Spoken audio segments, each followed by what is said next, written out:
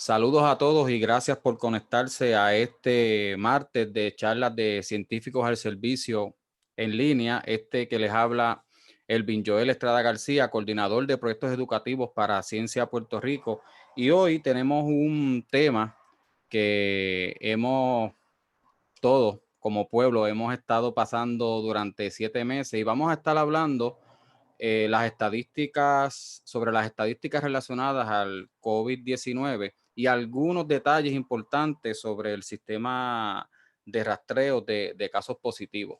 Para esto, les voy a dejar con el gran amigo y científico Danilo Pérez, que nos va a estar abundando un poquito más sobre este tema. Danilo. Gracias por esa introducción, Elvin. Como mencionó en su entrada, ¿verdad? Vamos a estar hablando un poquito de la estadística elemental y quiero, ¿verdad?, aprovechar la promoción que circulamos para poder presentarme ante ustedes. Actualmente, ¿verdad?, soy estudiante graduado en el Centro de Ciencia Neural de la Universidad de Nueva York. Sin embargo, también estoy bastante de mi tiempo en el Sistema Municipal de Investigación de Casos y Rastreo de Contacto, donde tengo, ¿verdad?, la oportunidad de fungir como coordinador estadístico de las iniciativas que llevamos a nivel municipal y pues yo me sitúo a nivel central. Y la realidad es que aunque el sistema de rastreo es una parte fundamental de cómo estamos atajando esta crisis, como estudiantes de nivel superior, yo entiendo que hay una destrezas particulares de estadística que cuando uno las refuerza, realmente puede apreciar en mayor claridad lo que es importante y no. ¿Qué es lo que realmente va a determinar el éxito de alguna de las políticas públicas, de algunas de las decisiones que tomamos a la hora de emitir las recomendaciones sobre asuntos como cuarentena, entre otros? Pues esos asuntos fundamentales son los que realmente vamos a trabajar en esta tarde de estadística elemental, aunque claramente yo no tengo reservas alguna de hablar del sistema de rastreo de contacto. Ha sido todo un placer estar y servir desde ese espacio. Así que sin más, quiero traerles los objetivos de la lección. Basé, ¿verdad?, la construcción de esta charla en los objetivos según esbozados por el Departamento de Educación para el nivel superior. Con respecto a las estadísticas, lo primero es, ¿verdad?, poder representar datos en tablas de entrada, evaluar probabilidades independientes, utilizar permutaciones y combinaciones y evaluar resultados de estudios reportados en medios informativos. Así que para poder entender estos objetivos, aprovecho, ¿verdad?, la instrucción de Ciencia Puerto Rico y esta iniciativa de Semillas de Triunfo, de traerle un poquito de vocabulario clave. Aquí tienen algunas de las definiciones de algunos términos que aparecen en esos objetivos. Las tablas de entrada, ¿verdad?, no son otra cosa que estructuras de datos donde cada entrada, que usualmente se organiza en filas, tiene una serie de propiedades o variables, usualmente se organizan en columnas. Eso es arbitrario, hay personas que las utilizan al revés.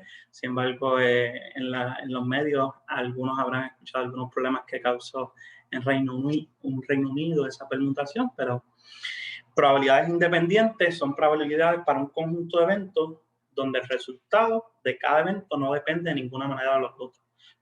Yo decido hoy de ponerme una camisa de color vino. Hoy es martes. Las probabilidades de que esas dos cosas ocurran a la vez es totalmente independiente. Yo no estoy pendiente a qué día de la semana es para seleccionar el color de mi camisa. Así que estos son dos eventos totalmente independientes. Y eso es una característica importante en la estadística cuando hablamos sobre probabilidades, porque también existen las probabilidades condicionadas. Hay condiciones que llevan a que ciertas probabilidades sean más importantes, sean, ¿verdad?, más altas que otras. Así que hoy, ¿verdad?, quiero que quede bien claro lo que es este asunto de las probabilidades independientes. Las permutaciones son si te doy un conjunto, cómo le puedes cambiar de orden, mientras las combinaciones son selecciones variadas que yo puedo tomar de distintos subconjuntos que vengan de un conjunto mayor. Así que con eso dicho, queremos hacer un pequeño comprehension check, que más allá de lo que es el vocabulario, les presento también lo que es la matemática, algunos de los conceptos estadísticos que quiero que trabajemos. En los eventos independientes, para que ocurra que yo tenga una camisa vino y sea martes, tengo que buscar la probabilidad de que sea martes y de que yo me ponga una camisa y la multiplico. Esa es la definición un evento independiente y así es que se comportan, ¿verdad? Sus probabilidades conjuntas. A la vez, ¿verdad? Quiero que tengamos una noción de lo que son las estadísticas descriptivas. Estas son ecuaciones un poquito intimidantes cuando lo piensas, pero realmente esto es un promedio. A mano izquierda, aprender el laser pointer. Laser pointer spotlight. ¿No? Vale. Creo que es este. Spotlight. Ajá. Esta X aquí es un promedio. Eso básicamente lo que te dice es si tú tienes una colección de datos, es una representación de lo que es el promedio, o sea, el centro de masa del conjunto de datos.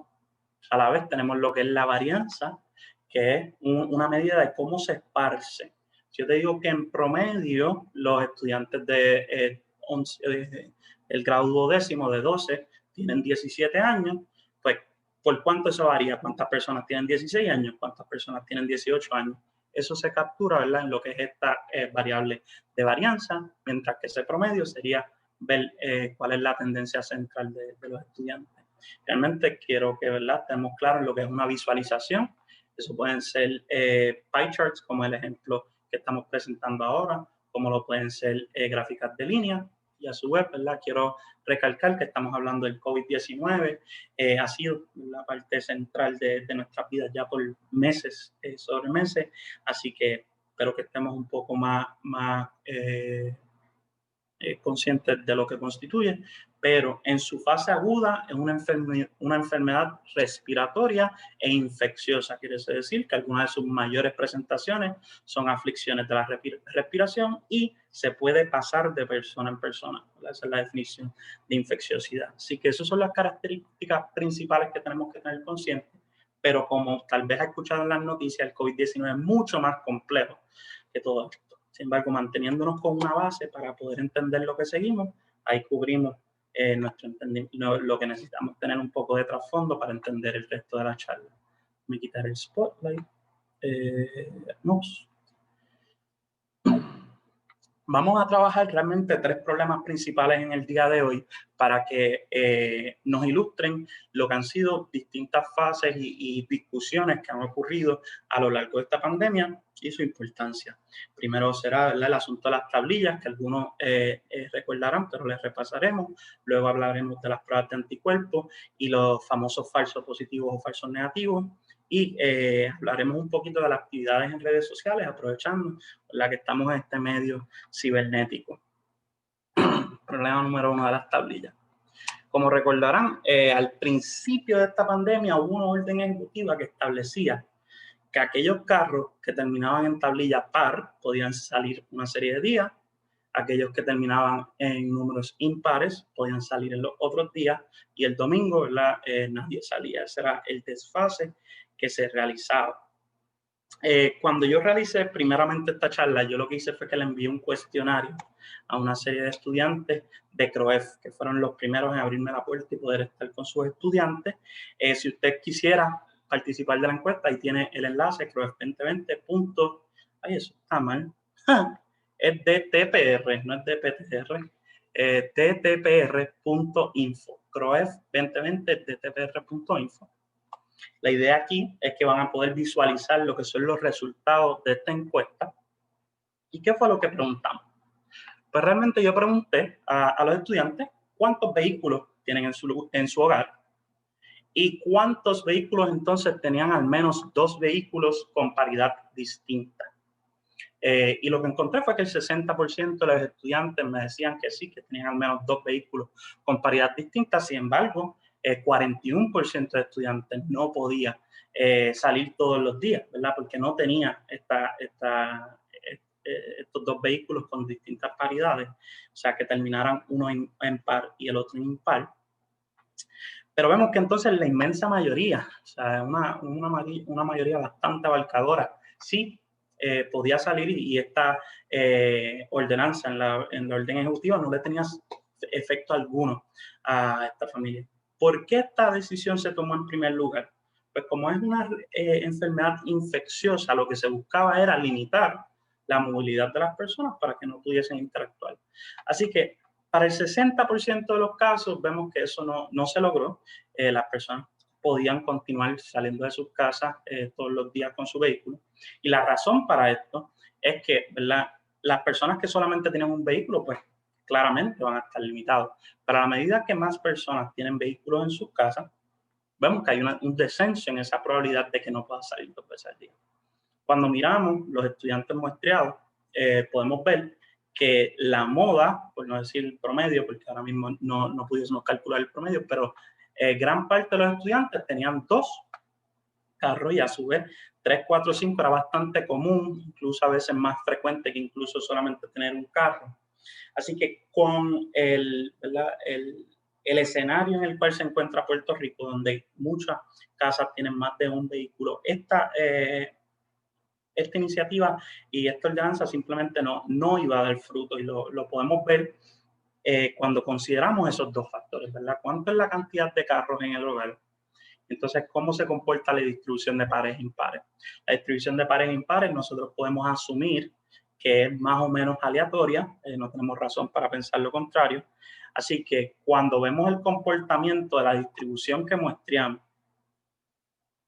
versus lo que pasaría en teoría, si yo tengo un carro, calculo una probabilidad que 100% de las veces no voy a poder tener 2 carros con paridad distinta, porque solamente tengo un carro.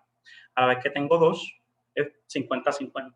Puedo tener 2 carros con paridades iguales, ya sea impar, impar, impar, impar, o par, impar e impar, impar. Cómo esas permutaciones terminan, ¿verdad?, generando estos valores es un poquito más envuelto en la discusión que queramos tener hoy. Así que les pediré que tomen mi palabra, pero podemos hacer lo esquemático al final si quieren ver cómo se comporta. Pero en efecto hay un decaimiento casi exponencial y lo podemos ver en lo que es el caso degenerado que les acabo de presentar, que es obvio que no vas a poder tener 2. En el caso de n es igual a 2, pues tienes par, par, par, impar, impar, par, impar, impar, y por de ahí sale, ¿verdad?, lo que es el 50%, que es este primer valor. Y estos, ¿verdad?, siguientes valores podemos generalizarlos y puede hacer el ejercicio en su casa.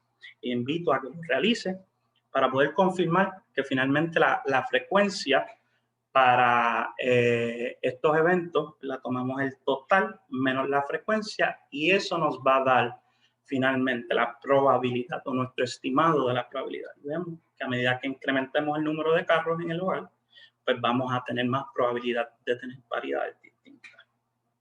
Así que con eso, ¿verdad?, queda rotundamente demostrado que la idea de implementar este tipo de restricciones es desproporcionalmente impactador a hogares donde solamente hay un vehículo, y estos son hogares con mayor necesidad económica y son hogares que no deberían de estar colocados bajo mayor estrés en un momento como lo que es la pandemia.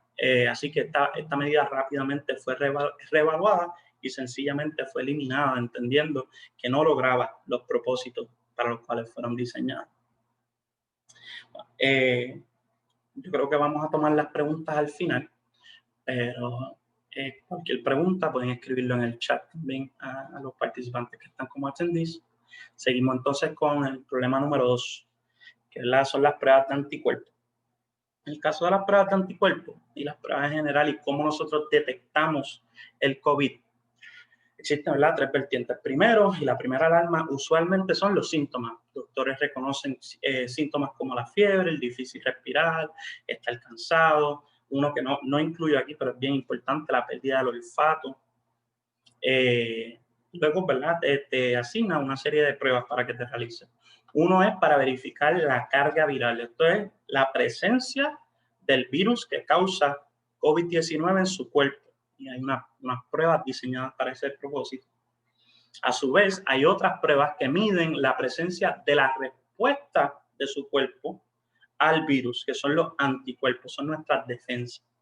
Y entonces, estas otras 2 pruebas, en conjunto a los síntomas, son lo que se evalúa para entonces emitir un diagnóstico de COVID. Esta figura es la que, ¿verdad?, estaba disponible al principio de la pandemia, fue la primera general. Ha sido actualizada muchas veces y hay demasiada variabilidad en estos momentos como para decir que esta gráfica es 100% correcta. Sin embargo, vamos a tomarla como tal y observemos unos patrones bien importantes. Lo primero es que temprano en la infección, aunque hay presencia de lo que es, ¿verdad?, el COV2 RNA, que es lo que detecta la presencia del virus, las quejas no, o las quejas o los síntomas no empiezan hasta cerca del quinto día y al momento de entender este gráfico. Y no es hasta, ¿verdad?, la presencia de estos síntomas que comienza a producirse uno de los anticuerpos, que es el anticuerpo IgM.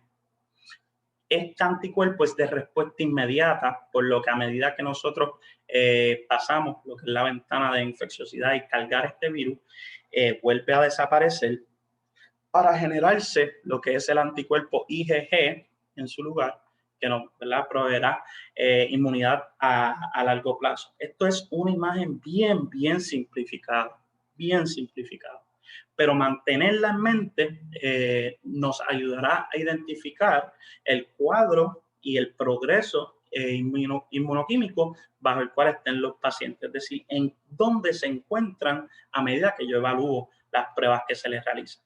Si yo tengo, ¿verdad?, un paciente que tiene las 3 positivas, tiene 2 positivas y una negativa, tiene una positiva y 2 negativas, yo les invito, ¿verdad?, que de aquellos que puedan en estos momentos le tomen screenshot de esta pantalla y hagan ese ejercicio tal vez luego de que tengamos esta conversación comparando con esa gráfica anterior. Y los resultados que tiene, ¿verdad? Lógicamente realizar este ejercicio le van a ayudar a entender mucho más el proceso del COVID-19 y a la vez que reciba sus resultados, si se realiza una prueba, va a poder entender mejor. Para tener un ejemplo y se vayan con una idea de cómo resulta, utilizando esta gráfica, que vuelvo y repito, está muy simplificada y se han generado nuevas versiones. Las explicaciones posibles son estas y quiero puntualizar sobre las últimas dos porque subrayan lo que es el hecho de que esa gráfica anterior era muy sencilla. Las dinámicas de infección del COVID causan que haya muchos casos donde solamente se presente IgM positivo aunque se realicen las otras 2 pruebas a la vez. Es interesante porque esto ocurre, pero se ha constatado que no sería un error. Son unas dinámicas de infección bien particulares que presenta el COVID. Y a su vez, también lo que llamaríamos un error en que hay una presencia de IgG, o sea, la persona está inmune, pero refleja ahora un resultado positivo a RNA, también es aceptado como una posibilidad, aunque difícil de ocurrir. Hemos visto casos en Hong Kong, en Nevada, donde la reinfección, es decir, luego de que te dio COVID una vez, te volvió a dar, es posible y uno de los, ¿verdad?, indicadores es este tipo de resultados. Así que les invito a que realicen ese ejercicio para que vean y utilicen lo que son las visualizaciones, interpreten finalmente lo que pudiesen ser los resultados y puedan llevar eso a sus casas. Vamos a hablar entonces ahora un poquito de lo que es la fiabilidad estadística. Fiabilidad is a very fancy word, ¿verdad? Es una palabra de domingo, pero no es otra cosa que confianza, ¿verdad? Cuánto yo confío en algo, esa es la fiabilidad. Y la fiabilidad estadística se rige por 2 términos utilizados comúnmente, que es la especificidad.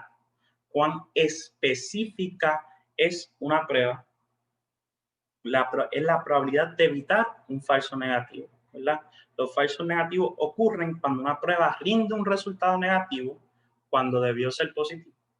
Y a su vez la sensibilidad es la probabilidad de evitar un falso positivo. Los falsos positivos ocurren cuando una prueba rinde resultados positivos cuando debió ser negativo. Así que si vamos a esta tablita en la parte inferior izquierda, vemos que una persona infectada debe rendir un resultado positivo en una prueba, mientras que una persona no infectada debe rendir un resultado negativo. Si ocurriera, ¿verdad?, que una persona infectada da negativo, eso es un ejemplo de un falso negativo, y indica entonces sobre la especificidad, y el no infectado rendiera positivo, pues entonces también tenemos problemas de sensibilidad, ¿verdad? Esta prueba es demasiado reactiva, muy sensitiva y rinde resultados positivos cuando no debería. Así que, entendiendo ese panorama, podemos evaluar cómo se comporta una prueba de COVID con unos dados por cientos de sensibilidad y sensitividad. ¿Y por qué es importante realizar este ejercicio? Porque a veces escuchamos que la prueba es 90% eficaz, 95% eficaz, 99% eficaz y pensamos, pues eso significa que eso es casi un 100%, eso está ahí al lado. Pero a principios de la pandemia, cuando la presencia del virus estaba limitada versus ahora que hay un marco de transmisión comunitaria en muchos más casos, la sensibilidad y la especificidad de estas pruebas cobran un peso mucho mayor. ¿Por qué? Porque digamos que hay solamente 1% de la población que tiene, ¿verdad?, esta condición. Y yo le hago una prueba aleatoria a 1 millón de personas donde la prevalencia es de 1%. Pues ese por ciento de falsos positivos, ¿verdad?, que sería, que vienen de ese 4.4% que queda fuera de la especificidad, eso generaría del 990 no infectados, estas son personas que no tienen COVID, generaría cerca de 40,000 falsos positivos. A la vez, en los infectados, como tenemos la certeza de que va a ser sensible el 93.8% de las veces, solamente vamos a observar, ¿verdad?, 9,000 positivos solteros. Así que en este marco de una prevalencia tan bajita, con pruebas que supuestamente tienen alta sensibilidad y especificidad, vemos que no son, ¿verdad?, lo que pensamos, y que en este volumen de pruebas puede ocurrir que incluso el 82% de los resultados positivos sean, ¿verdad?, falsos, con una prevalencia de 1%. Así que si tú repites esto con un 50%, los resultados son mucho mejores, que es lo que, ¿verdad?, indica esta segunda pregunta. Pero esa, ¿verdad?, se la dejo a que hagan en sus casas también y puedan practicar. Así que ahí queda entonces nuestro segundo problema, que es este problema de los falsos positivos y los falsos negativos, cómo los atacamos, cómo los podemos entender mejor, realizando este tipo de ejercicios en nuestras casas y sentándonos y corriendo los números para poder racionalizar un poquito. Por último, quiero, ¿verdad?, traerles un tema muy especial para mí, que es el asunto de las redes sociales. Yo soy fan número 1 de Twitter, luego de convertirme de largos años a estar en Facebook. Cuando uno regresa al principio de esta pandemia, ¿verdad?, nosotros tuvimos unos casos sospechosos que no se anunciaron a tiempo, hubo un pequeño revuelo cerca del 2 de marzo. Pero el 8 de marzo hubo un anuncio, ¿verdad?, que tenemos nuestros primeros casos sospechosos para COVID en Puerto Rico, provenientes de un crucero y a su vez el mismo día en la Fiesta Nacional de Salsa, y eso fue el 8 de marzo. Al confirmarse estos casos, en unos días subsiguientes, el 15 de marzo se emite lo que es la orden del lockdown, lo que generó eventualmente ese problema con las tablillas y nos trajo aquí a limitar un poquito nuestra movilidad. Ese lockdown se emite el 15 de marzo y el 25 de marzo, pues lamentablemente observamos el primer paciente residente de Puerto Rico que fallece. Así que, ¿por qué es tan importante este lockdown? Pues para evitar esa infecciosidad. Sin embargo, bueno, además de la infección, los problemas de la salud que no se limitan a solamente eventualmente fallecer. Pero para poder sobrellevar esto, nosotros los seres humanos somos muy ingeniosos y nos movemos a otros espacios. Y para mí, ese espacio para muchas personas fueron las redes sociales. Si nosotros miramos, ¿verdad?, el volumen de actividad, y aquí estamos, ¿verdad?, este es nuestro tercer tipo de visualización en la presentación. Esto es una gráfica de barras. Ya hemos visto pie charts. Vimos una gráfica de barras al principio, se pudiese considerar. Pero entonces aquí tenemos, ¿verdad?, por día de semana agrupados unos datos sobre las semanas subsiguientes del año, ¿verdad? Sabemos que las primeras 8 o 9 semanas del 2020 corresponden a enero y febrero. El COVID no había llegado, la novena semana ya es la primera semana de marzo, pero es la semana 10 cuando se empieza a discutir sobre la posibilidad de llegar un lockdown hasta que finalmente se implementa entre el 10 y el 11 y llegamos entonces a la semana 12 al cerrar el mes. Y vemos cuando analizamos la actividad en redes sociales es consistentemente mayor, ¿verdad? A todas las semanas precedentes, exceptuando, ¿verdad? Este lunes de la semana 9, consistentemente mayor. Cuando uno hace este análisis y calcula lo que es el promedio de las semanas 4 a 9 y las compara con el promedio de las semanas 11 y 12, dejando ese espacio para entonces la semana 10, uno podría encontrar que la desviación estándar que separa estas dos cantidades es bien significativa. Es decir, la separación entre estos dos grupos es clara y un evento pudiese posiblemente haber ocurrido entre medio de esta semana. Nosotros a priori ya sabemos cuál es la de antemano, ya sabemos cuál es ese evento, es este lockdown que nos ha obligado a retornar a nuestros hogares y entonces llevar las conversaciones en otros planos. ¿Por qué eso es importante? Porque el distanciamiento físico nos ha obligado a cobijarnos en las redes sociales. Y aunque, ¿verdad?, muchos hemos retornado a nuestras labores y hemos hecho muchas cosas, continuamos utilizando espacios como estos virtuales para mantener una conexión al mundo. Y el contenido que nosotros estamos generando en estos momentos refleja nuestro estado anímico. Yo quiero pensar que el hecho de que estemos aquí conectados, tratando, ¿verdad?, de bregar con una nueva norma, educándonos, promoviendo conocimiento, demuestra un estado anímico elevado. Pero pudiésemos también plantearnos las preguntas de si las personas están escribiendo más en las redes sociales. ¿Hay diferencias en el contenido? ¿Hay diferencias en lo que se expresa sobre ciertos asuntos en las redes sociales? Definitivamente eso es un campo de estudio de mucho valor y el cual, ¿verdad?, les invitaría a que ponderen a la medida que ven, ¿verdad?, cómo escriben sus pares a lo largo del año y cómo se sienten, vean las dinámicas que las redes sociales pueden reflejar sobre el resto de la sociedad y las cosas que vivimos. Con eso, ¿verdad? Quiero darle las gracias por haberme dado este espacio y tomar cualquier pregunta que deseen. Le dejo mi información de contacto ahí disponible. Y nada, muchas gracias por la oportunidad de Semillas de Triunfo y quienes, ¿verdad?, decidieron asistir. Muchas gracias, Danilo. Esto es como refrescante porque en los medios, particularmente la televisión y la radio, estos temas pues no se tocan a profundidad, así que esto también sirve para también de alguna manera refrescar la terminología de esas palabras que frecuentemente escuchamos en la televisión y en la radio.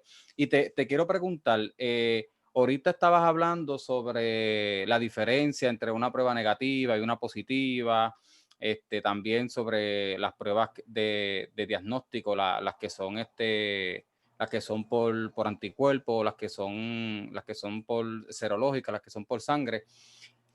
Sobre este particular, ¿cuán importante, y esto se ha tocado bastante, pero cuán importante es la cantidad de pruebas para tener una estadística lo más certera posible para tomar decisiones? Esto es bien sencillo. Si yo te doy a ti 10 pruebas y tú realizas 10 pruebas y las 10 regresan positivos, ¿eso significa que solamente hay 10 casos? No, pero como yo solamente te di 10 pruebas, no te permito, ¿verdad? Y no te doy la oportunidad de poder detectar todos los casos. Es claro que es imposible que nosotros le digamos a todos los casos que se organicen y para hacerle solamente pruebas a las personas que tengamos certeza de que sean positivos. Más aún en el COVID, donde se ha documentado que hay muchas personas asintomáticas, es decir, son personas que no presentan síntomas, pero sin embargo sí infectan a los demás, pues es importante hacer la mayor cantidad de pruebas posible. Así que cuando nosotros vemos incrementos en la positividad, que es otro término que no introduje, es decir, cuántas de las personas a las cuales yo les realizo pruebas retornan positivas, nos preocupa. Nos preocupa porque si ese por ciento incrementa, lo que puede estar indicándonos es que progresivamente se nos están quedando más y más personas que pudiesen tener alguna sospecha de tener la condición, pero por la proporción de pruebas que tenemos disponibles, pues no podemos lograr realizar la detección de todo. Así que es bien importante tener la mayor capacidad de pruebas disponibles. Sabemos que como esto fue una emergencia global, muchas veces no se puede simplemente comprar más. Entonces, además de hacer la mayor cantidad posible, yo siempre también he sido partidario de hacer el mayor uso responsable y dirigido de esto. Y, ¿verdad? Es algo que enfatizamos mucho desde el sistema de rastreo de contactos. Ya que nos hablas sobre transmisión y esto de hacer pruebas, hay una parte bien importante y que lo he visto que muchas de las personas lo comparten, y es esto de la tasa de transmisión por debajo de 3%. Hay otros países que su meta es llegar a 2%, pero ¿cuál es la diferencia entre tener una tasa de transmisión de un 3%, en la cual quizás podamos relajar un poco las órdenes ejecutivas, versus tener una tasa de transmisión de un 10%? Cuando hablamos de tasa de transmisión, estamos, ¿verdad?, hablando del término de tasa de positividad. Sí. Ok, perfecto, ¿verdad? Esto puede ser referente a otras cosas. Sí, en el caso de la positividad,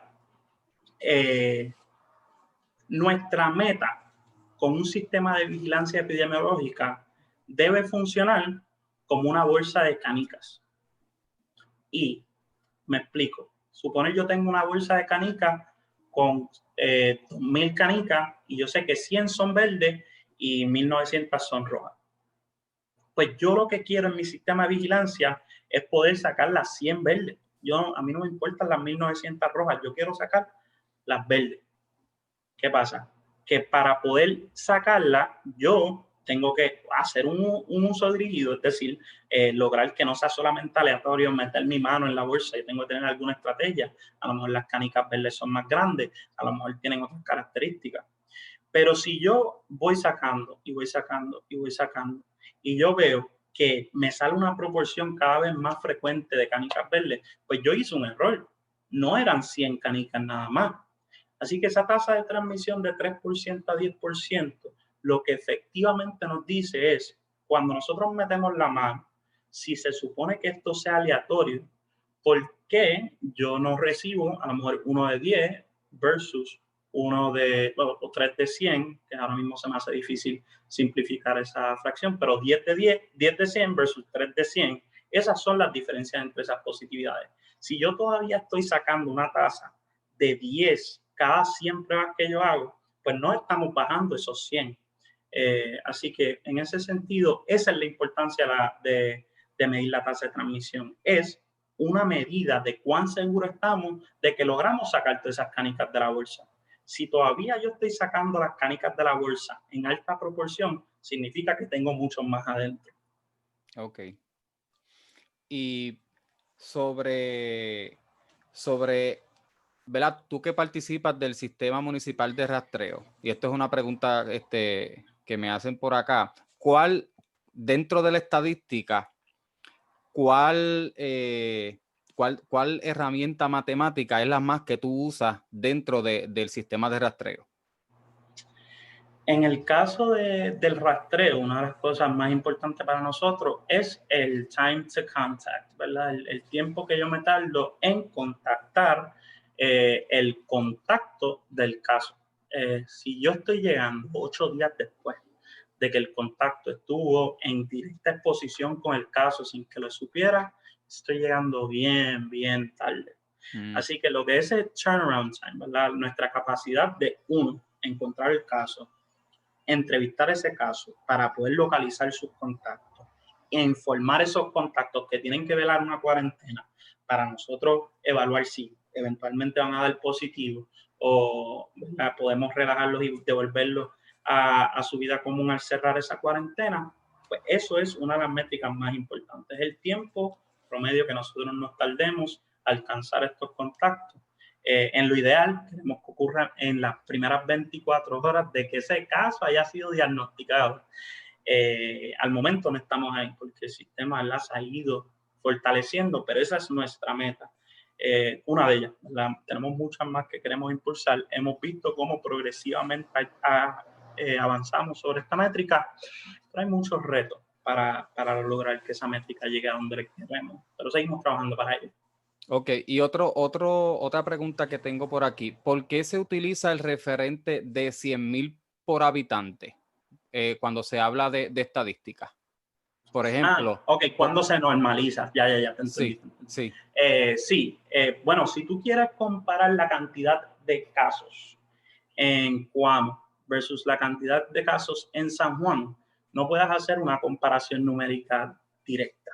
Lo correspondiente, y yo no utilizo tanto 100,000 porque los municipios son un poquito más pequeños, yo los normalizo a 10,000 o 1,000, pero ¿verdad? No tiene diferencia. Esto es a base de cuántos habitantes viven ahí. Si yo te digo que en Coamo hay 100 casos y en San Juan hay 100 casos, yo no te estoy diciendo nada diferente entre estas dos jurisdicciones.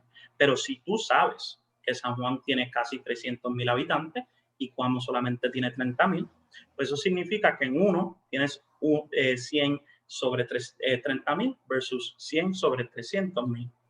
Para evitar, ¿verdad? Tener que hacer estas comparaciones y que las personas tengan en conciencia que San Juan tiene más población que Coamo, que Las Marías versus. Se normalizan entonces por, ¿verdad?, una cantidad fija de habitantes y se dice entonces que por cada 100,000 habitantes en San Juan tienen tantos casos, por cada 100,000 habitantes en Coamo tienen tantos casos. Y por eso es que se utiliza para poder comparar de una forma que considere la cantidad de habitantes en cada uno y elimine ese factor. Sí, que a pesar de que son habitantes, no se pueden comparar chinas con botellas. O sea, no se puede comparar un pueblo o un país con X población y rápido cogerlo y compararlo con otro cuando tiene quizás 10 o 20 la población del otro país. Sí, yo lo que añadiría sobre eso es que todo depende de lo que estés preguntando. Si tú quieres saber qué municipio tiene más casos, pues tú preguntas por caso. Si tú quieres saber qué municipio tiene mayor incidencia y proporción, pues tú normalizas con respecto.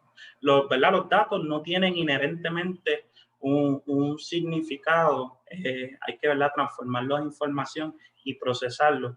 Así que está muy bien que informes el número de casos de cada municipio sin multiplicar por 100,000 si quieres cumplir un propósito. Si quieres cumplir otro, lo realiza. Ese es el trabajo del analista, ¿verdad? Procesar los datos hasta el punto que conlleve información y pueda eventualmente llevar a insights para la toma de decisiones. Danilo, te voy a pedir que coloques el slide de tu información. Seguro que sí. Cualquier pregunta también nos las pueden hacer a nosotros en Ciencia Puerto Rico o cualquier pregunta que tengan para Danilo. Aquí está su información de contacto. Escríbale, él es bien fanático, como dijo, de las redes sociales, particularmente en Twitter.